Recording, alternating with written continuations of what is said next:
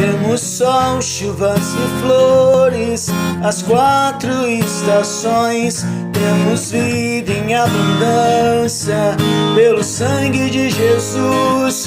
Temos tempo pra voltar, se arrepender, pedir perdão, dizer ao Pai obrigado pela vida e o pão.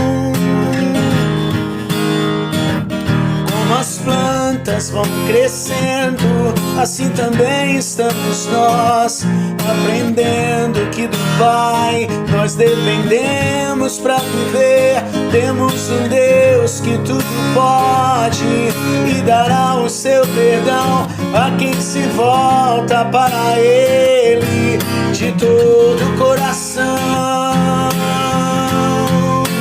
Te ofereço, ó Pai, a minha gratidão.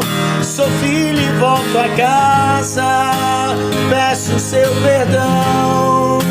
Sei que não mereço, mas me deixa ao menos trabalhar como empregado em sua casa.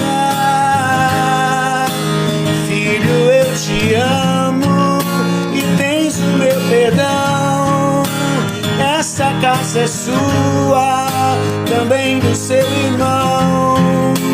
Um banquete à mesa preparei pra ti, pode aqui sentar e desfrutar.